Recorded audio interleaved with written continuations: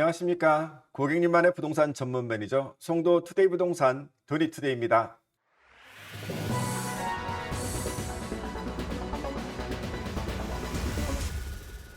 한 주일 동안 평안하셨습니까? 지난 한 주간 날씨도 많이 포근해졌어요. 완전 봄이네요. 이 부동산 시장 요즘 선거를 맞이해서 각종 이슈들이 많이 나오곤 있습니다만 실질적으로 영향이 있을지는 모르겠어요. 거래량이 그렇게 늘지는 않는 것 같습니다. 한 주일 동안에 송도 부동산 시세를 알아보고요. 또 부동산 시장에 어떤 주요 이슈가 있었는지 한번 설명해 드리면서 부동산 투자 조언까지 말씀드리도록 하겠습니다. 그러면 시작하겠습니다.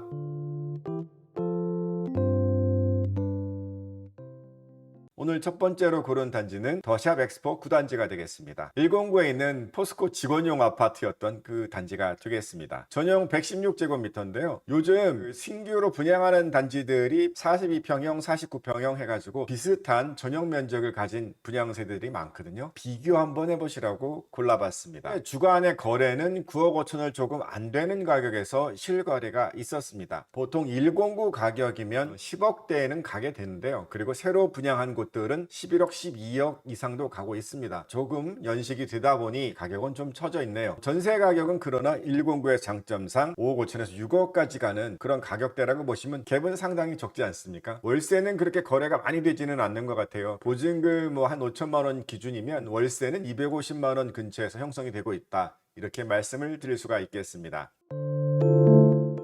다음은 송도 더샵 센트럴시티입니다. 센트럴시티는 자주 소개를 드리는 것이 거래가 또 많이 일어나는 인기단지라 그렇지 않나 이렇게 생각해 봅니다. 509에 있고요. 지식정보산업단지역 역접근성이 뛰어나고 주변 학교 접근이 좋고 단지 커뮤니티도 좋고 쇼핑몰 접근도 좋은 장점 많이 갖고 있는 데다가 509에서는 가장 최신의 단지가 되니까 역시 인기가 있죠. 매매가 최근에 이 5구 타입 기준으로 6억대에서 6억 3천 요 사이에서 거래가 좀 됐고요. 3.3제곱미터당 2,500만원 수준이니까 상당히 좋은 가격대다 볼 수 있을 것 같습니다. 보통 타공구에서는 84 타입 좀 저렴하게 들어가는 것들이 이 6억대 초반 중반 정도 되잖아요. 상당히 가격이 좋은 편입니다. 아무래도 전세, 월세 이런 쪽 수요들은 역과 가깝거나 어떤 생활권을 많이 찾잖아요. 초등학교, 중학교 이렇게 가까이 있고 생활권이 좋다 보니까 아주 인기 있어서 3.3제곱미터당 한 1,400 수준인 3억 5천 중간 정도에서 거래가 되고 있습니다. 월세는 송도 전체적으로 아파트 월세 물량이 이렇게 많지 않은 것 같아요. 월세가 한 150만 원 근처면 충분히 소화가 되는 그런 단지다 볼 수 있을 것 같습니다.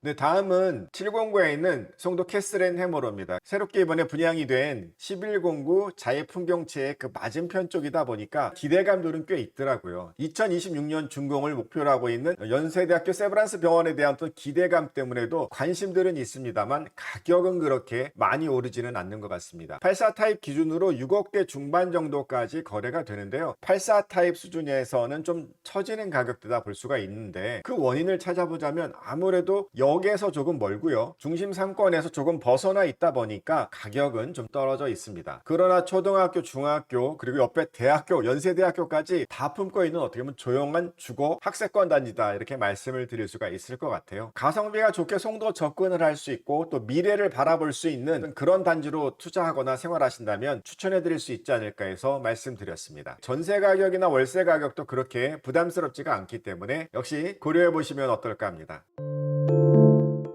네, 다음은 이편한 세상 송도 809에 있는 단지가 되겠습니다. 이편한도 사실은 제가 말씀 많이 드리잖아요. 역에서 조금 떨어져 있다고는 하지만 뒤쪽 라인으로 가면 그렇게 멀지도 않아요. 사실은 실거래가가 전용 면적 70제곱미터 그 기준으로 6억이 좀 안 되는 가격에 실거래가 됩니다. 그렇다면 뭐 신생아 특공이라든가 또는 디딤돌 대출 이런 정책 대출 상품을 이용해서 접근할 수가 있는 좋은 가격대이기 때문에 젊은 부부들 송도 생활을 처음 시작하는 그런 분들께 추천해드릴 수 있는 그런 단지가 아닐까 해서 소개를 해드리고 있습니다. 전세 가격도 3.3제곱미터당 1,000만원에서 1,100만원 이 정도 수준에서 되니까 많이 부담이 되지 않는 그런 단지입니다. 송도 캐슬앤 해머로라든가 또는 이쪽 이편한 세상은 이 가성비가 상당히 좋은 그런 단지다. 정책 대출도 사용할 수 있다. 추천을 좀 드립니다. 월세 같은 경우는 이쪽 이편한 809가 조금 더 저렴합니다. 120, 30만원대에도 충분히 진입이 가능하기 때문에 적절한 자금 계획에 맞는 그런 단지 선택하실 때 꼭 한번 고려해 보시면 어떨까 그렇게 추천해 드립니다. 이상으로 송도 아파트 시세 말씀드렸습니다.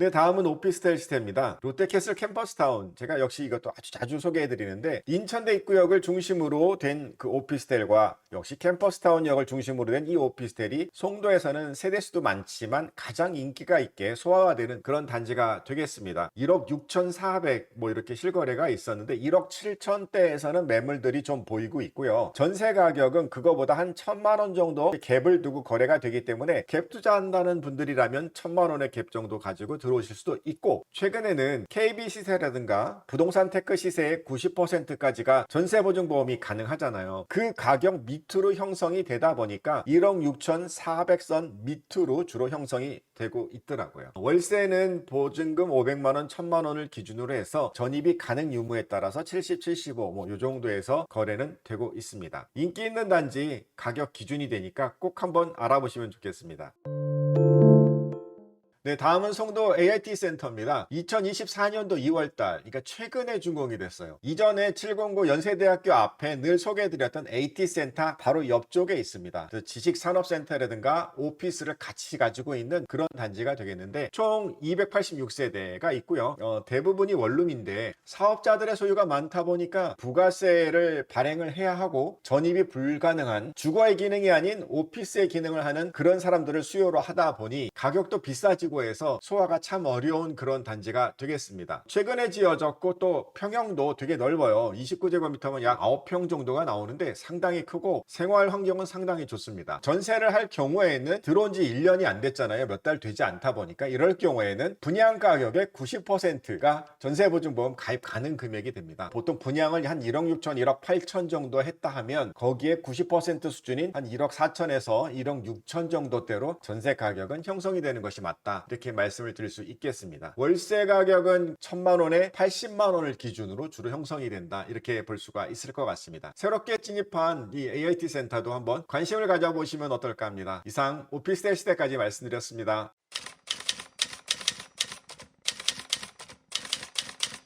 네, 최근에 이슈가 되고 있는 것이 바로 이 4월달 부동산 PF발 위기설입니다. 정부 측에서는 뭐 서로 금융위원장이라든가 뭐 대통령실 정책실장이라든가 이런 사람들 다 나와서 그럴 일이 없다고들 막 얘기를 하고 있습니다. 그러나 과연 그런지 한번 생각을 해봐야 될 것 같아요.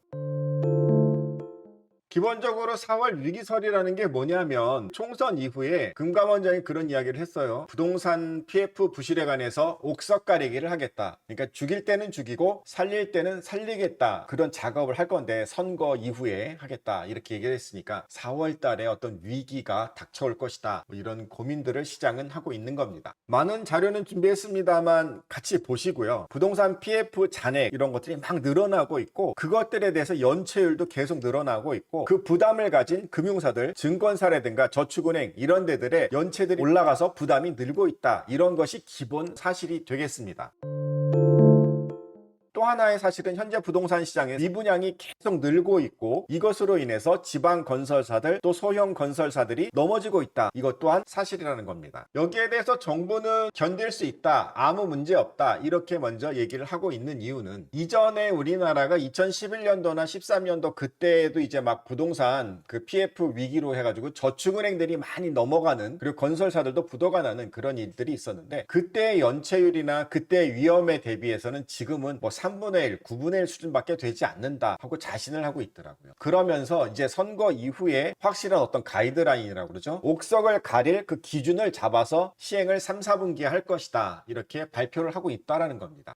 결론을 말씀드리기 전에 살짝 이 지금 이슈가 되는 많은 이야기들의 어떤 단어들이 이해가 안 가는 부분들이 있는데 브릿지론이라는 게 있고 또 본 PF 그리고 우발적 채무 뭐 이런 것들이 있습니다. 이것들에 대해서는 이렇게 같이 보시면 되는데 기본적으로는 돈을 꾼 거예요. 돈을 꿨는데 갚을 능력들이 없다라는 거고 갚으려고 해도 팔리지 않으니까 갚을 수 있는 돈이 없어서 건설사가 금융회사가 전부 다 넘어진다, 부도가 난다, 이런 이야기들에 쓰는 용어가 되겠습니다. 블로그를 참조해 주시고요. 결국에 이 4월 달에 건설사를 출발점으로 하는 부동산 PF의 위기는 닥쳐옵니다. 건설사들 넘어갈 것이고 관련 금융회사들도 분명히 정리가 될 것입니다. 반드시 옵니다. 내가 실수요로 살 집 아무 상관이 없습니다. 내가 살 집이 올라간들 내려간들 내가 그냥 살 거거든요. 그러나 투자의 개념으로 생각을 하신다면 지금 금리도 높아요. 굳이 왜 지금 삽니까? 정부도 가이드라인을 마련해서 3, 4분기에 그걸 실행한다면서요. 3, 4분기에 결론이 딱 나오고 그럼 그때쯤이면 글로벌 금리까지도 내려가면서 안정화가 된다면 굳이 지금이 아닌 연말 이후 내년쯤에 투자나 계획을 잡으시는 것이 맞다고 봅니다. 먼저 사면 안 됩니다. 절대로 먼저 사면 안 됩니다. 옥석 가리기가 끝나고 나서 내년도 초에 사시거나 적어도 조금 먼저 사시겠다 하는 분들은 확인하고 사시라고 또 한번 말씀을 드립니다.